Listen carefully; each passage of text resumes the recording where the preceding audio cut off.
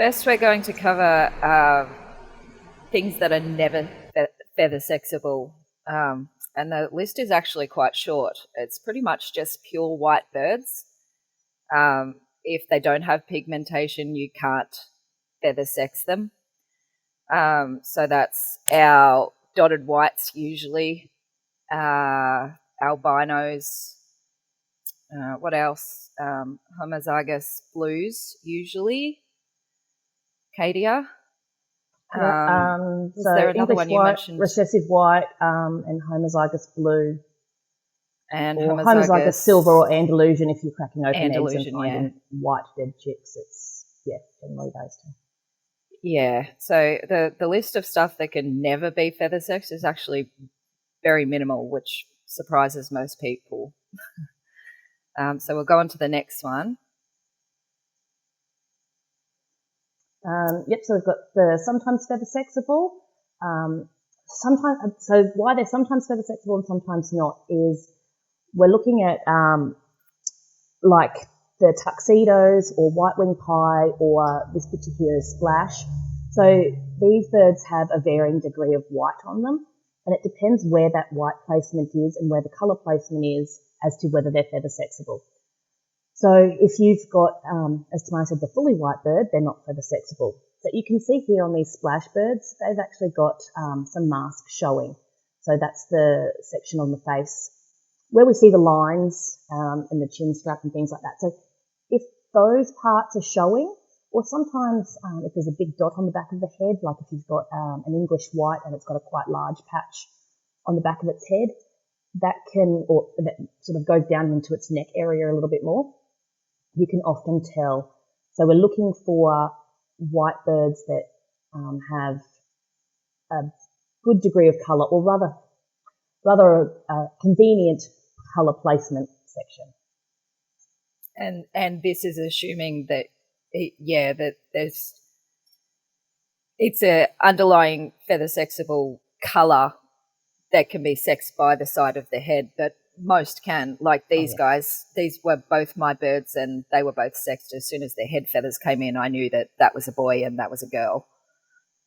I could clearly see his red. It's a terrible photo, but in person I could very clearly see that his little bit of mask that is showing was a very vibrant red, and I knew he was a rooster.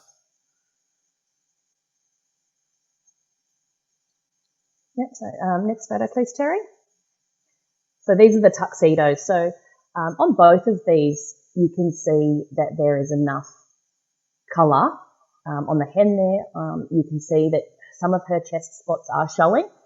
So that's a good indication when there's a farrow or wild type face. But you can see there her mask is completely showing. So her cheeks and the lines around her eyes and things like that, those are completely showing. So we're not going to have any problem with feather sexing her. Now, if you've got a tuxedo that's got a completely white head and has all of the, I keep on pointing to the picture, sorry, all of the white on the chest, and you can't actually see any chest colour or head colour, that's when you're probably going to run into issues with being able to feather sex a tuxedo or a white-winged pie. And with the rooster, we can see that he has the brown mask, the brown face, and you can see his chest quite clearly under the white as well.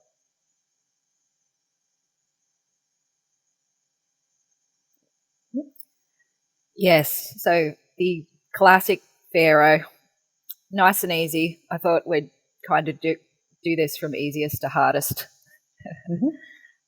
We can see the red pigmentation on the rooster's chest with an absence of spots. Neither of these have sex-linked brown. With sex-linked brown, it's actually a lot easier. The roosters will have a lot more red. But, for these guys, you can clearly see that the rooster has the red bar that runs through the eyes, the little bit of red on the cheeks and the red chest, and the hen has cream and the spotted chest. Do take note that pharaohs and Italians and a few other colours all have chest spots when they're feathering up, often up to 4 weeks. Roosters will still have some chest spots. So it is important to remember when you're struggling with sexing that chest spots do not necessarily mean a hen. You're looking for specifically red pigmentation, and specifically more than what you'll see on the hens. We can go to the next photo. When the Pharaohs and Italians are feathering up, so they've all got the chest spots to start with, when they're sort of first lot of baby feathers. And then the roosters will get their red pigmentation, or what we sometimes call rust, in a upside down V shape, so like a triangle. It'll sort of start from the bottom and work its way up. And once that triangle starts appearing, that's a rooster. But if you still don't, it'll never get spots in that section again. So sometimes that starts at 2 weeks old and you can tell when that is. But if you have a late maturing rooster, they might not get that until 4 weeks or so. So never assume your hens before 4 weeks old, and your roosters, they start feathering up from 2 to 4 weeks. Yeah, but it starts in that V formation. So once you start recognising that, when you see a hen and a rooster side by side feathering up at the same time, it's a little bit easier to tell. Yeah. Yep, same with the Italians, which is heterozygous fawn. Again, a terrible photo. I had so much trouble taking these pair photos. But you can see, and again, these two do not have brown. They don't have sex-linked brown. And I'm using these examples because sex-linked brown is going to be easier. So and there's a lot of people cleaning up their birds at the moment, getting rid of brown. So this is what you're going to be working with, where there's not as much red because the brown is gone. So you can see he's got quite a dark barring along his cheeks, but he still has the little red on his cheek, the redder chest, the absence of spots, and a little bit of red around his lobe, whereas her barring on her face is all black and she does have the spots. And again, he had spots until he was about 3 weeks old. And he was, I think, 5 weeks old in this photo, so quite a young bird. We can go on to the next photo. Manchurian. This is where the spots don't mean hen comes in. Mm-hmm. This is a good example. Manchurian hens, the amount of times that we've seen them culled because people have thought they were roosters, look for the dark head barring on them, and not quite as intensely red chest. There's a lot of variation in Manchurian, but when they're side by side like this, you can see that the rooster has significantly more red pigmentation than the hen. And the roosters don't always have a dark head like that. We don't get that in Australia at all. Ours generally just have barring. So I'm not quite sure what that is. Because I think with the Manchurian hens, sorry, Tamara. No, you're right. Continue. So with the Manchurian hens, I look at their back colour, and as it goes around to the front, it sort of stays the same colour, whereas there is a significant difference between the back colour and the chest colour on a male. So even without the spots, you don't look just at the chest, you look at the whole bird. And so sometimes when people will send us photos for sex IDs, we have to ask for more photos, because if they've taken a close-up photo of the chest, it could mean absolutely nothing when we don't have the context of what the rest of the bird looks like. So this pair here, this Manchurian pair, definitely has sex-linked brown, and I think there's probably something else going on with them as well, because as Tamara said, our Manchurians in Australia don't look like that. But the colour on the dark back head. Oh, I like the dark head too, but it's just something else going on that's not pure fawn. So the back and chest colour is what you compare on a Manchurian as well, especially the hens. They have little to no spots. Yeah. Do you want to cover this one, Katia? Yep, so pearl phi is the phi gene, the phi dilute gene, on top of or combined with either Italian or Manchurian. So the feather sexing rules are the same as what they are for the Italian and the Manchurian. But what phi does is takes away most of the red and browns and orange colours, so all those warm tones. But you'll see on the rooster, he still has the brown colours on his head. So that is one way to tell. But you have also got, so the hen will always just be black and white when she's in pearl phi, and the rooster may or may not have the red left on his head. So you can see their chest colour is the same as their back colour here. So what I said about the previous photo doesn't really apply here. You're looking at the shape of the mask and like the earlobe colour. And it is a little bit harder to tell with pearl phi because you don't, and with a lot of dilutes, because they strip away different colours that we use for feather sexing. So the ones that strip away those reds and browns and yellows are sometimes a little bit trickier. So sometimes you have to just wait a little bit longer. You might not be able to tell them at 3 weeks like you would an Italian. You might have to wait till 4 or 5 weeks to be a little bit more certain. But you still can see it. So these are still feather sexable. Sorry, before I forget, thank you to Martin Yardley and Michael Rose for lending us some of these example photos to some of these mutations we just don't have in Australia. So we appreciate that. Autumn Amber is rue on fawn. And again, we're looking for the darker red pigmentation on the male. This is a very nice pair in this example. Rue is inherently red. It is, the word literally means red.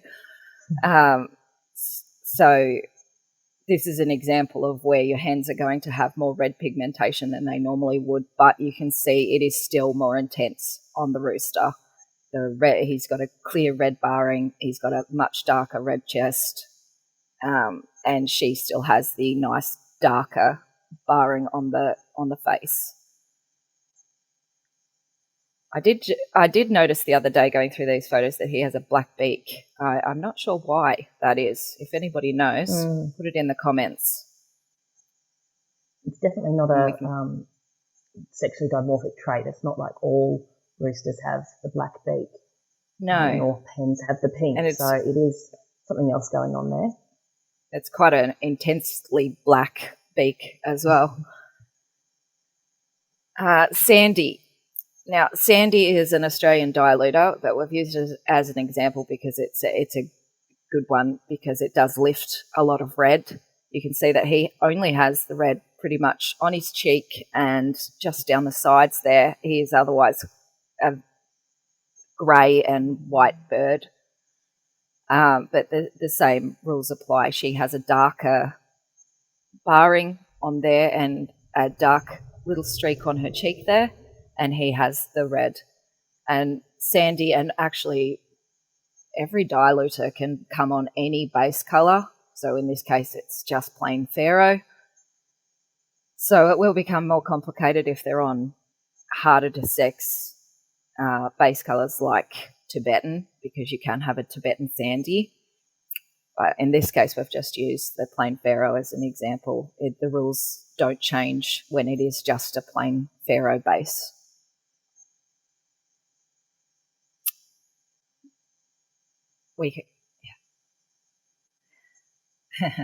My favourite. My favourite too. Yeah. Do you want to take it? I'll let you have it because it's your photo. Yeah. We're going to go through the sparklies now, and this one is probably the most confusing for a lot of people. They are missexed every day. I see a post about it every day. Sparkly actually adds spots to the rooster all the way down to between the legs and extends the hen spots all the way down to between the legs as well.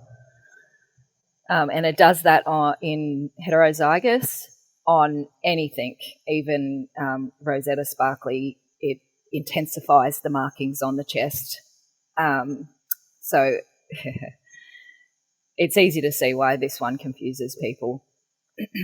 Yeah, And so sparkly is quite common worldwide. So, yeah, especially when you're ordering eggs and you don't know where you don't know what the parent birds are, be prepared for stuff like this to pop up because it is in most backyard flocks. Sorry, Katie, you...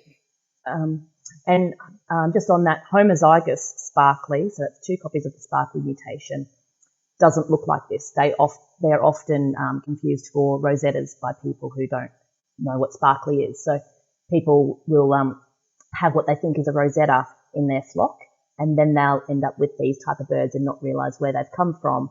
And so they're not prepared for sexing a rooster with spots on his chest because they've heard spots means hen. And really that spots on a chest meaning hen rule only applies to a very small amount of colours.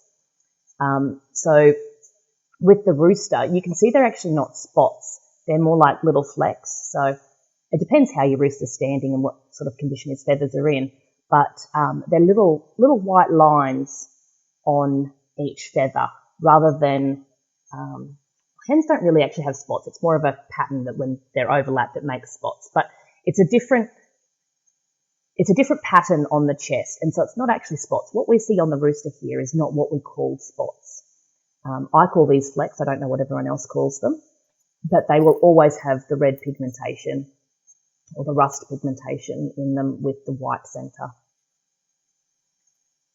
And we actually get something similar in the hybrid birds that we have in Australia. I don't want to get into that because I could do a whole show on that alone. But there are stubble hybrid Japanese quail in Australia, and we actually have roosters that aren't sparkly that do retain chest spots. I'm sure we're not the only ones. So things like that, depending on where. I think Africa has some hybrid populations as well. I think we've seen some examples of that. So, yeah, there are times where it's not even sparkly, but the roosters still have spots. So, yeah, be aware of that red pigmentation regardless of spots. Yeah, with sparkly, it really is that red pigmentation that you can see. And then with the Italian sparkly, so that's heterozygous sparkly on Italian.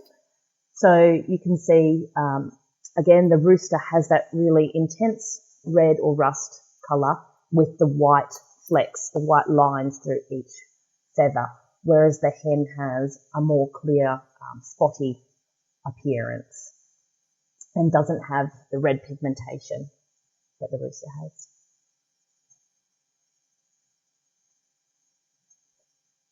Is there anything to add to that one, Tamara?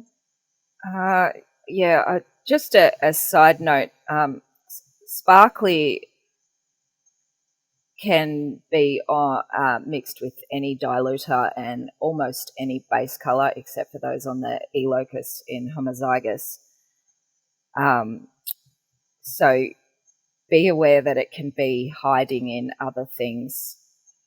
Yeah, it's a tricky one. Again, a sandy example. These are both sandy pharaoh base. I've accidentally used a homozygous sparkly hen for this, but it's probably a good thing because you can still clearly see that he is redder than she is. You can see she's still got the slate, the almost black barring. His is red.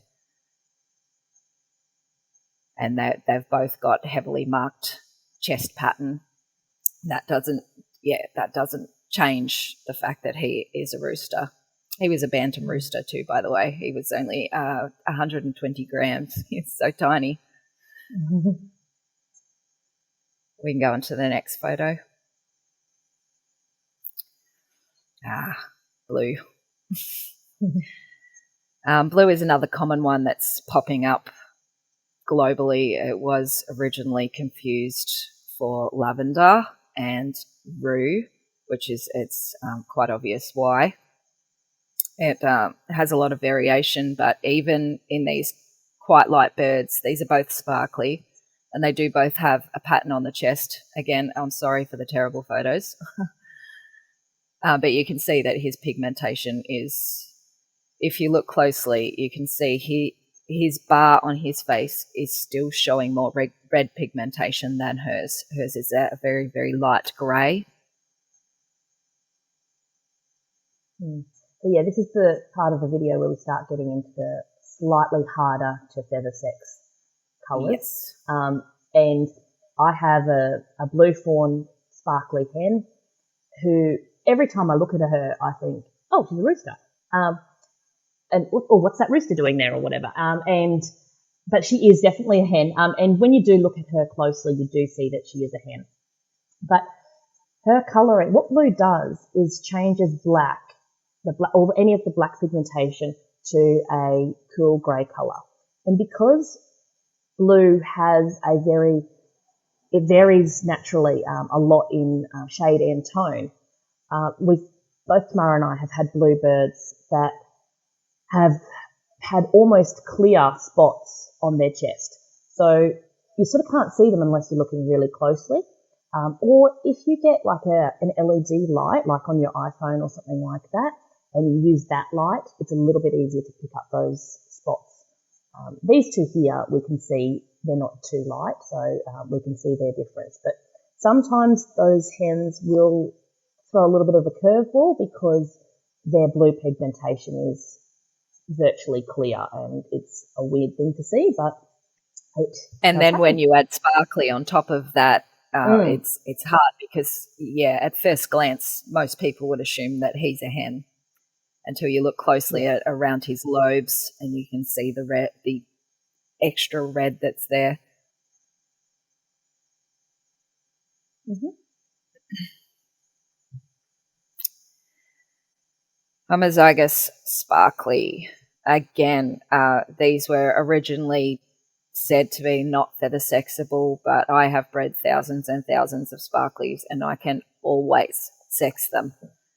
You can see, if you look closely, the roosters on sparklies do not always have an intensely red chest, but they do always have that extra red on the cheek.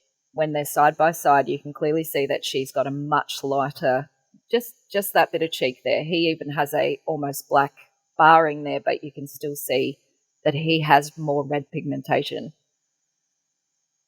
The backs on these guys are often nearly identical, especially when they don't have brown. Martins here look pretty good, and yeah, but there is that significant difference in the face, and these guys are often confused for Rosetta, as Katie has said.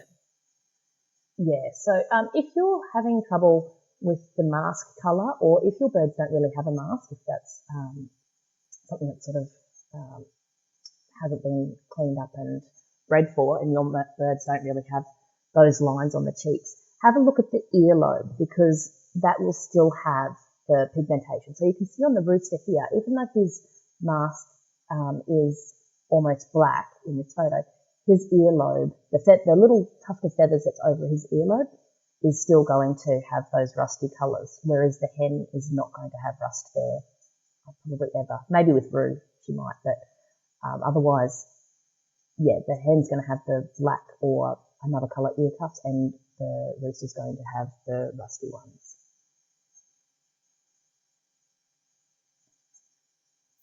And just again, another example of sparkly, I thought I'd use a very monochrome pair that I had, because these guys were almost entirely black and white. But even here, you can see that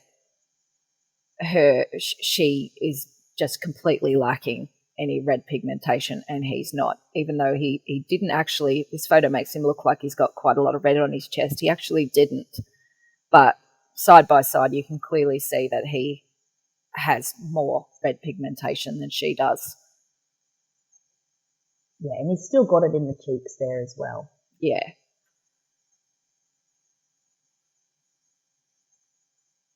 I'm going to let you take this one.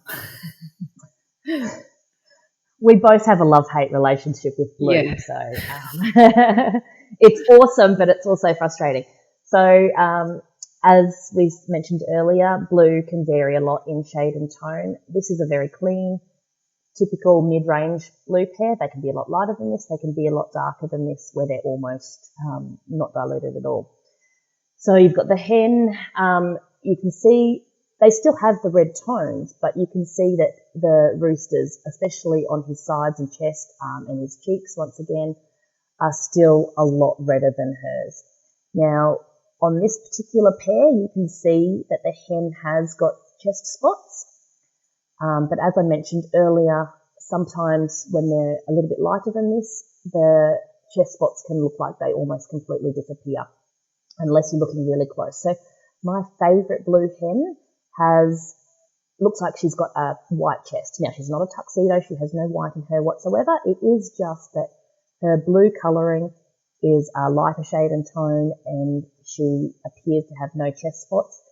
When you look at an individual feather by itself on a piece of white paper, or just put your finger behind it, you can see that it does have the spots. So sometimes you do need to look really closely. But you will notice that the hen still has a grey mask, whereas the rooster clearly has a diluted but still rusty red mask and cheeks there.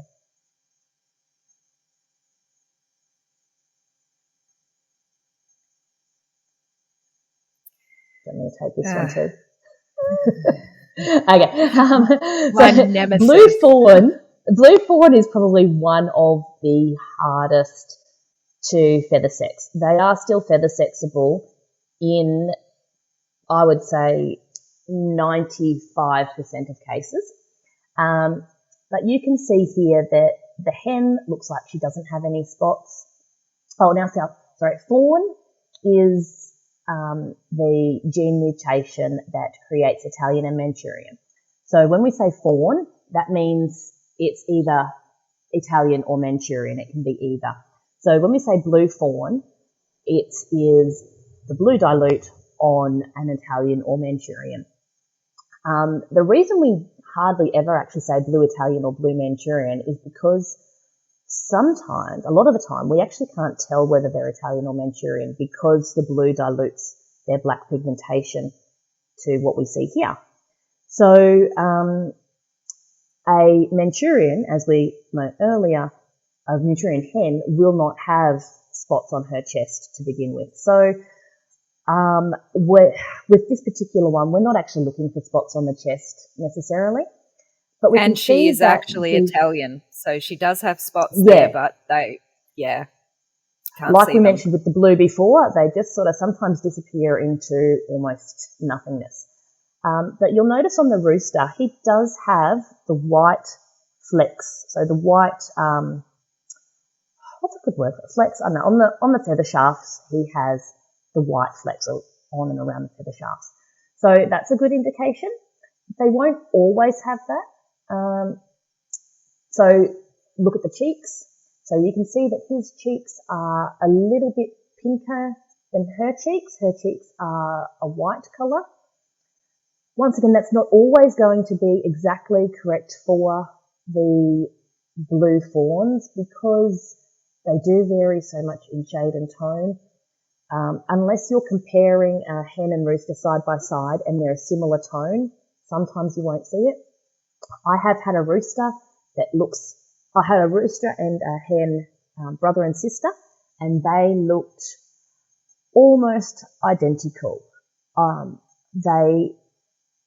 The only reason I could visually tell was he did have these white flecks and that slightly redder chest, whereas she had just a plain colour chest.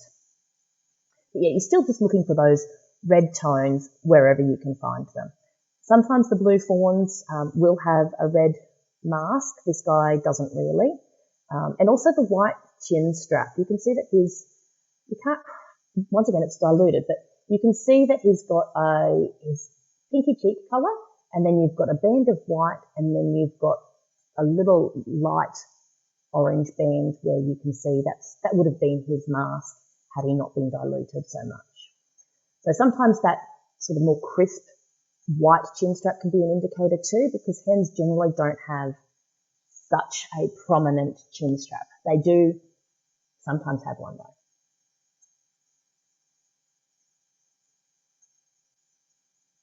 Next photo, please. We don't know much about Pansy, so we're not going to cover too much information about the colour. But again, even though he has no red really on his chest, but you can still clearly see that he has way more pigmentation on his face than she does.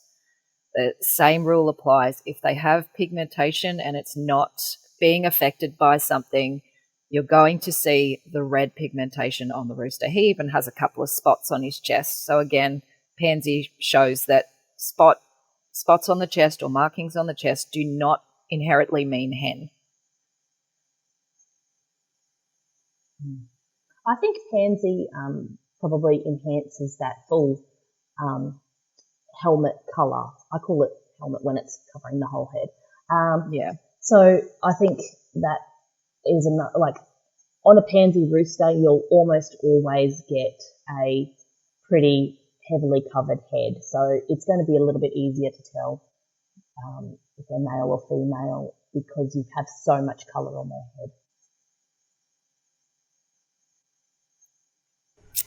Yeah, I just want to say that on the pansies, you can actually tell at day 1, day 2, the roosters have a lot darker head than the hens will. So. Well, that's very interesting. That's good to know. That's handy. Yeah.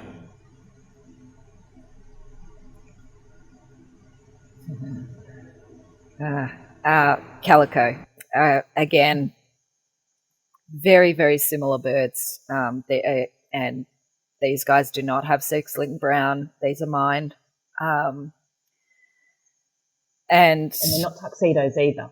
And they're not tuxedos, no. It all goes back to the chest spots. It is such an overused explanation on how to sex. We see it every day. Look for chest spots on hens.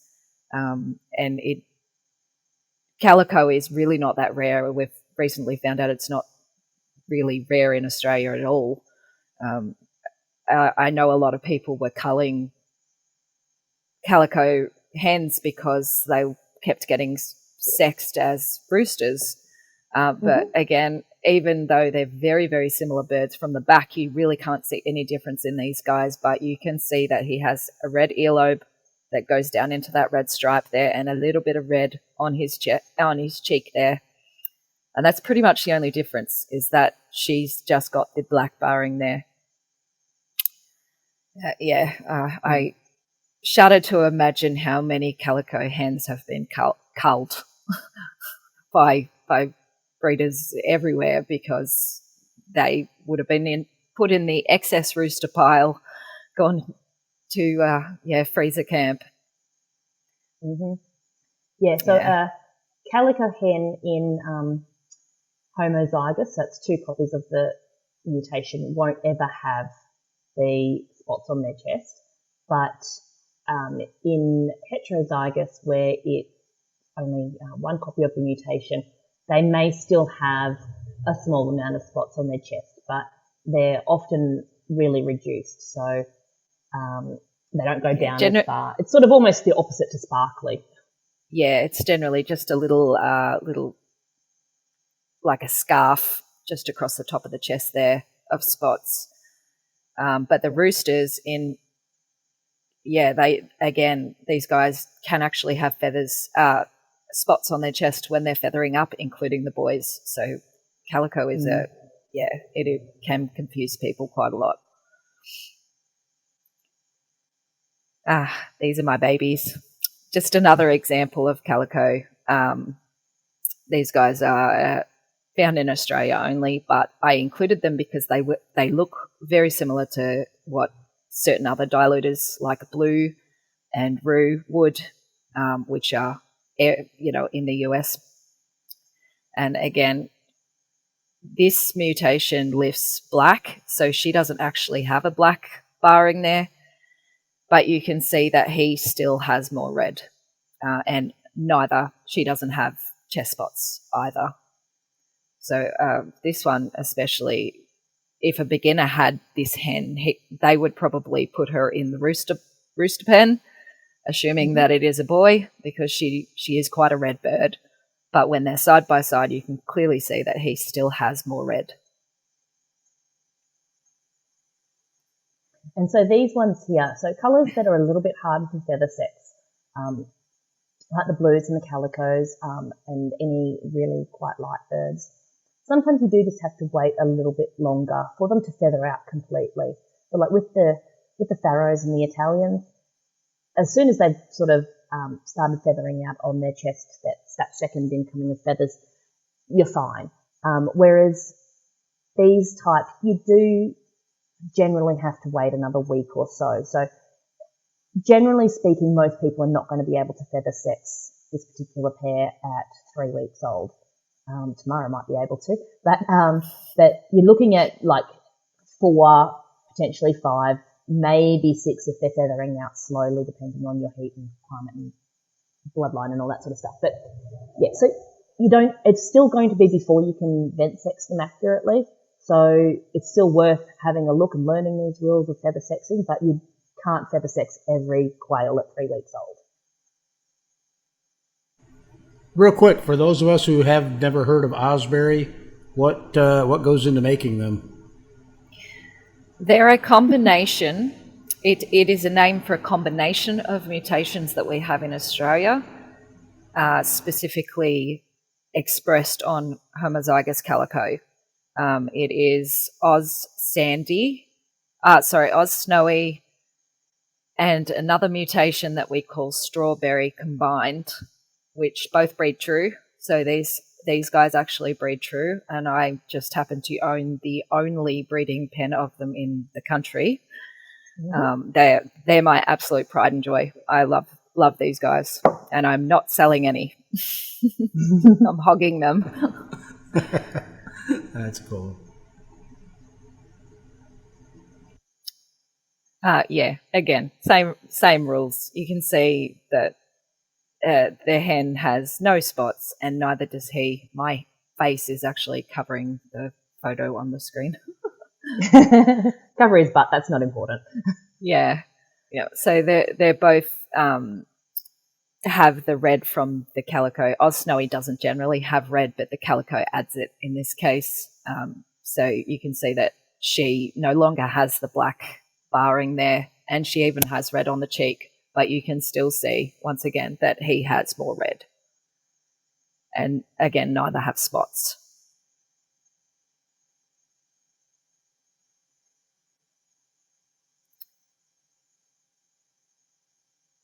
You can do this one, Katia. I don't really know anything about Rue. So Rue is what creates your Egyptians when they're on Pharaoh base, Autumn Ambers when they're on a Italian, and Scarlet and Range when they're on Rosetta and Tibetan. So Rue takes your black pigmentation and turns it to a reddish tan colour. So once again, your hen is not going to have a black mask because that black pigmentation has been reduced down to a reddish tan colour. But it's going to be less red than what is on the rooster. So you can still see here that her is more of a greyish tan and his is more of a rusty colour. Once again, these are on calico, so you can't actually see their chest feathers. And this would sort of apply to tuxedo or white-winged pie as well. You're not looking at just one particular feature of the bird. You're looking at the bird overall to see what lines up and what matches and what makes sense. So, in this particular case, we can't see their chest, so we're looking at their mask. But in saying that, we have to look at their back to know that for sure that they're a Rue calico. So otherwise we could look at this and say, if we just had a picture of just its chest and just its mask, like a close-up picture like we sometimes get sent, we might assume that they're a tuxedo or a blue or something like that. So this is why when we ask for more photos, we're not trying to be difficult. We are just trying to get you the best ID possible, because we can't necessarily see all the features in a context that makes sense.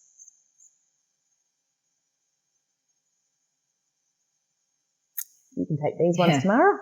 Yeah, we're on to the hard ones now. Now, generally speaking, most people will tell you that Rosetta is not feather sexable, and it is. However subtle, it is there.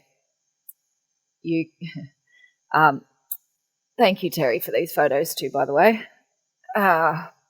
You can see on her cheek that she has black line, but so does he, and they've both got the same coloured earlobes. However, if you compare the cheeks under here, you can see that he has more red pigmentation. Now, she might be, Terry, is she Rosetta Sparkly? She sort of looks No, as far as I know, she's not. No. Right.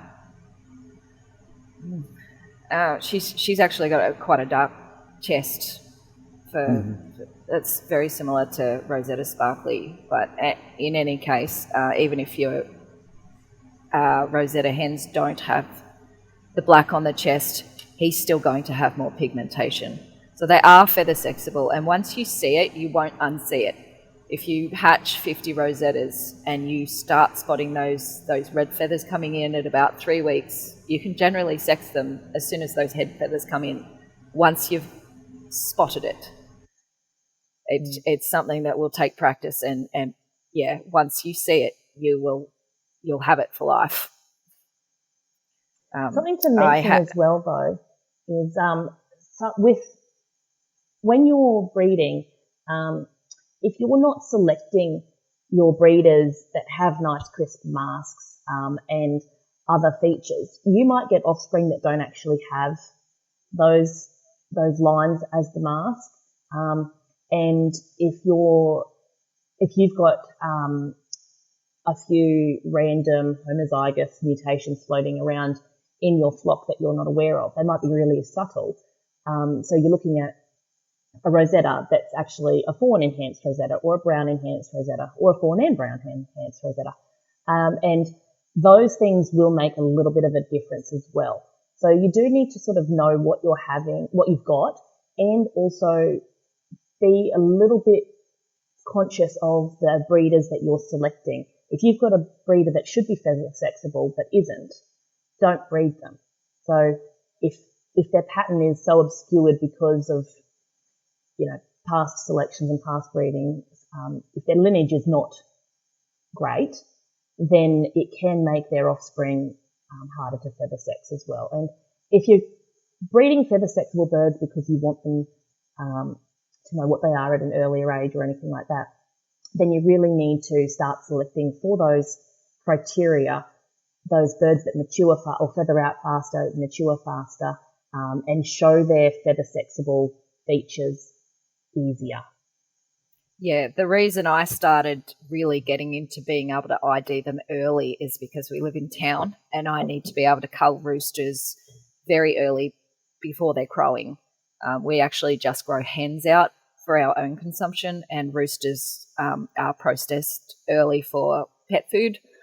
So that's, there's plenty of, because I was asked the other day why it's so important, why not just wait and vent sex them. And for me, I wouldn't be able to have quail if I had to do that, because I'm allowed only 10 roosters that are crowing, which means that I need to be, and I need to be able to get rid of those crowers early. Otherwise, I just wouldn't be able to do it. So there is a lot of reasons why, this is a valuable skill to develop. Right. And me and Katie were talking the other day about sex-linked brown. That's probably the biggest issue that I'm having, is because I can't breed back to Pharaoh without introducing sex-linked brown into, like these Rosettas. I'm sure they both have sex-linked brown in them. I don't think they do, Terry. They both look pretty good. Oh, really? I thought the chest on the rooster looked a bit too red. That's what I was thinking. That's why I thought he had sex-linked brown in him. So I don't know. We'll breed him back to Pharaoh and find out what happens. Yep. Okay, and I'll be last interested photo. to see what he ends up as. Right. It's Tibetan. I'm sorry this is a little bit blurry. This one is said to be never feather sexable, and to me it is. But however, on my screen this photo is coming up really, really blurry. But I think you can still... I'm also blind, so please forgive me. On the rooster, I can see that in real life that there is far more red pigmentation, but it is only here, from the lobes down and under that chin. Now, if they had white chins, all white chins, you probably wouldn't be able to sex them. But in person, I could sex these guys at about 4 weeks, this pair. She has more of a brown, whereas his is more red. Tibetan is probably the hardest. I would say that it is feather sexable pretty much 100% of the time, but it is so subtle that most people may not pick up on it.